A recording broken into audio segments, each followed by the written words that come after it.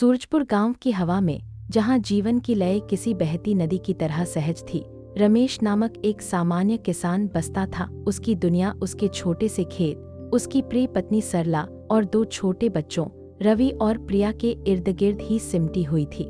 रमेश के लिए ईमानदारी और कड़ी मेहनत उसके जीवन के दो अनमोल स्तंभ थे। हर सुबह सूरज की पहली किरण से पहले ही वह अपने हल के साथ खेत में निकल पड़ता और शाम को थका हुआ मगर संतुष्ट होकर घर लौटता। एक दिन गांव में एक नई सरकारी योजना आई जिसका उद्देश्य गरीबों की सहायता करना था। इस योजना के तहत रमेश के गांव को एक बड़ी धनराशि का चेक मिलने वाला था, जिसका प्रबंधन गांव के मुखिया श्रीमान वर्मा के हाथों में था। वर्मा जी एक सम्मानित व्यक्ति थे और रमेश को उन पर पूर्ण विश्वास था। परंतु उसी शाम जब रमेश बाजार से लौट रहा था, उसने देखा कि मुखिया जी कुछ पैसों के साथ अपने घर की ओर जा रहे थे। अचानक एक तेज हवा का झोंका आया और कुछ नोट उड़कर रमेश के पैरों के पास आ गिरे। रमेश ने उन्हें उठाया और देखा कि वे वही सरकारी पैसे थे जो गांव के लिए आए थे।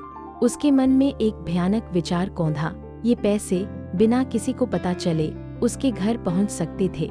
उसकी पत्नी की दवाइयों का खर्च, बच्चों की स्कूल फीस और घर की मरम्मत के लिए जो पैसा चाहिए था, वह सब तुरंत पूरा हो सकता था।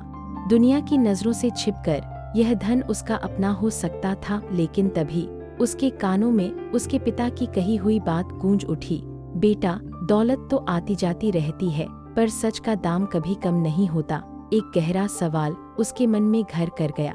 क्या वह इस आसान पर गलत रास्ते को चुनेगा या अपने उसूलों पर अटल रहेगा? वह नोट उसकी मुट्ठी में थे, पर उसका मन कांप रहा था, एक अनपेक्षित बोझ की तरह जो उसकी आत्मा पर आ गिरा था। नोट रमेश की मुट्ठी में थे, लेकिन उसका मन किसी भी तरह से शांत नहीं था। घर पहुंचकर भी वे पैसे उसके दिमाग में घूम रहे थे, मानो कोई भारी बोझ हो जो उसे अंदर ही अंदर कुचले जा रहा हो। सरला ने उसके चेहरे पर छाई बेचैनी को तुरंत भांप लिया। क्या हुआ, आज कुछ परेशान लग रहे हो? उसने स्नेह से पूछा। रमेश ने कुछ भी खास नहीं होने का बहाना बनाने की कोशिश की, लेकिन उसके अंदर का द्वंद्व किसी भी तरह से शांत नहीं हो रहा था। वह जानता था कि यह पैसे रखने का विचार गलत है, पर परिवार की मजबूरियां उसे एक अलग राह दिखा रही थीं।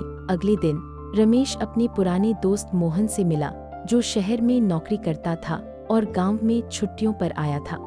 रमेश ने अपनी सारी दुविधा मोहन को बताई। मोहन हंसते हुए बोला, अरे यार रमेश, ये तो ऊपर वाले का प्रसाद है, किसी को क्या पता चलेगा।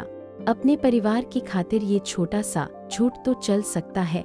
आजकल कौन इतना ईमानदार रहता है जब घर में चूल्हा जलाने के लाले हों। मोहन की बातें रमेश को थोड़ी देर के लिए राहत दे गईं, मानो उसके ऊपर से किसी ने भारी बोझ उतार दिया हो। लेकिन उसकी अंतरात्मा उसे स्वीकार नहीं कर रही थी। उसे ऐसा लग रहा था जैसे वह किसी गहरे गर्त में गिरता जा रहा हो। उसी दिन गांव के मुखिया श्रीमान वर्मा भी रमेश से मिले और सरकारी योजना के बारे में चर्चा की। उन्होंने कहा, यह पैसा हमारे गांव के विकास के लिए है रमेश, हर एक पाई का हिसाब रखा जाएगा।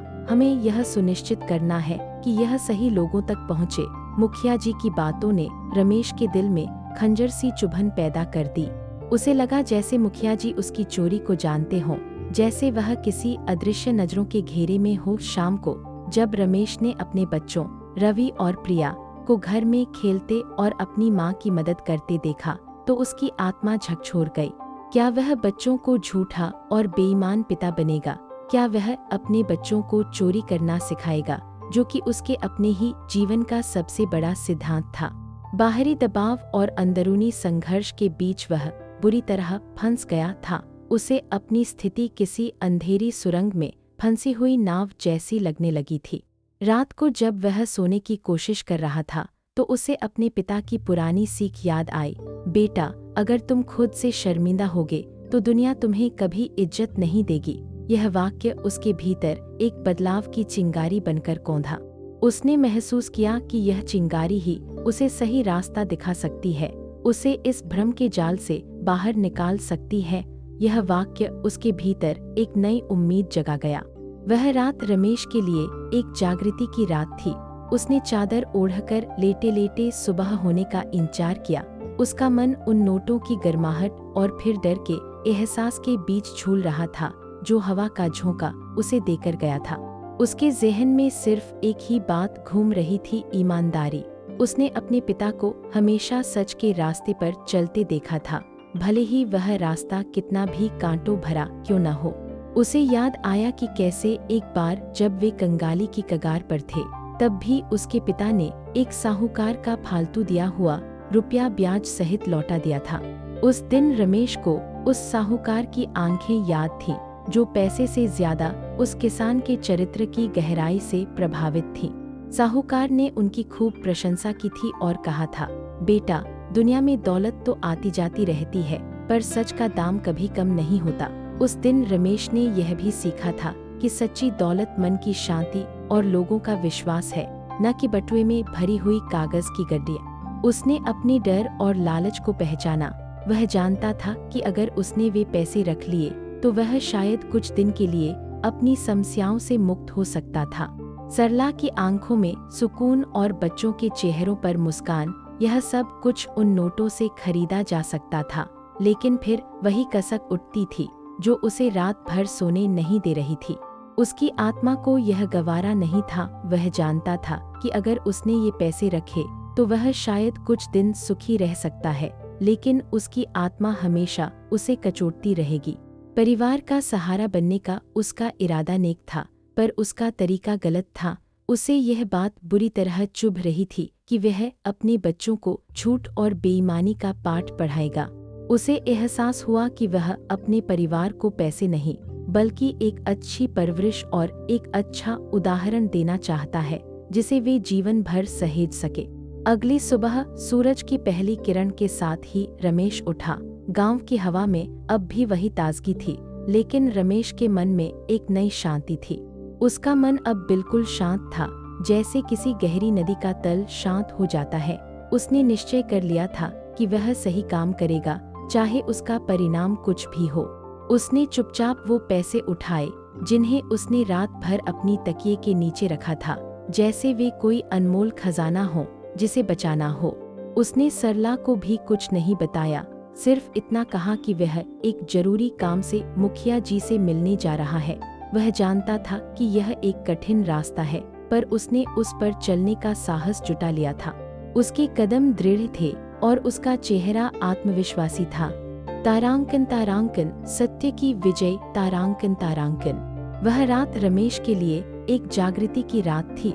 उसने चादर ओढ़कर लेटे लेटे सुबह होने का इंतजार किया। उसके मन में सिर्फ एक ही बात घूम रही थी, ईमानदारी। उसने अपने पिता को हमेशा सच के रास्ते पर चलते देखा था, भले ही वह रास्ता कितना भी कठिन क्यों न हो। उसे याद आया कि कैसे एक बार जब वे बहुत गरीब थे, तब भी उसके पिता ने एक साहूकार का फालतू दिया हुआ रुपया वापस कर दिया था, जिसके लिए साहूकार ने उनकी खूब प्रशंसा की थी। उस दिन रमेश ने यह भी सीखा था कि सच्ची दौलत मन की शांति और लोगों का विश्वास है। उसने अपने डर और लालच को पहचाना। वह जानता था कि अगर उसने वे पैसे रख लिए तो वह शायद कुछ दिन सुखी रह सकता है, लेकिन उसकी आत्मा हमेशा उसे कचोटती रहेगी। परिवार का सहारा बनने का उसका इरादा नेक था, लेकिन उसका तरीका गलत था। उसे एहसास हुआ कि वह अपने परिवार को पैसे नहीं, बल्कि एक अच्छी परवरिश और एक अच्छा उदाहरण देना चाहता है। अगली सुबह सूरज की पहली किरण के साथ ही रमेश उठा। उसका मन अब शांत था। उसने निश्चय कर लिया था कि वह सही काम करेगा, चाहे उसका परिणाम कुछ भी हो। उसने चुपचाप वो पैसे उठाए जिन्हें उसने रात भर अपनी तकिए के नीचे रखा था। उसने सरला को भी कुछ नहीं बताया, सिर्फ इतना कहा कि वह एक जरूरी काम से मुखिया जी से मिलने जा रहा है। वह जानता था कि यह एक कठिन रास्ता है, पर उसने उस पर चलने का साहस जुटा लिया था। रमेश सीधे मुखिया जी के घर पहुंचा। उसके हाथ में वो सरकारी नोट थे जो कल हवा से उड़कर उसके पास आए थे। जब उसने मुखिया जी को वे पैसे सौंपे तो मुखिया जी हैरान रह गए। उन्होंने पूछा, यह क्या है रमेश? रमेश ने पूरी घटना ईमानदारी से बता दी। उसने बताया कि कैसे पैसों को देखकर उसके मन में लालच आया था, लेकिन फिर उसे अपने पिता की सीख और अपने बच्चों का चेहरा याद आया। मुखिया जी रमेश की बातों को सुनकर गदगद हो गए। उनकी आंखों में आंसू थे। उन्होंने रमेश के कंधे पर हाथ रखते हुए कहा, रमेश, तुमने आज पूरे गांव का सिर ऊंचा कर दिया। तुम जैसे लोग ही इस समाज की असली दौलत हो। मुखिया जी ने तुरंत गांव वालों की एक बैठक बुलाई और रमेश की ईमानदारी का जिक्र किया। सारा गांव रमेश की प्रशंसा कर रहा था। जो लोग कल तक शायद उसे एक साधारण किसान समझते थे, आज वे उसे अपना आदर्श मानने लगे थे। सरला भी रमेश के इस काम से बहुत खुश थी और उसने अपने पति को गले लगा लिया। रमेश को अपने परिवार के लिए धन की आवश्यकता थी, पर उसे जो आंतरिक संतोष और सम्मान मिला वह किसी भी धन से कहीं अधिक अनमोल था। उसे जीवन का सही अर्थ समझ आ गया था कि असली विजय परिस्थितियों को झुकाने में नहीं, बल्कि अपने सिद्धांतों पर अडिग रहने में है। उसका कार्य एक मिसाल बन गया। एक साधारण किसान की यह कहानी हर किसी के दिल में यह संदेश छोड़ गई कि जीवन का सबसे बड़ा धन, सबसे कीमती खजाना और सबसे बड़ी जीत ईमान की कसौटी पर खरा उतरना है।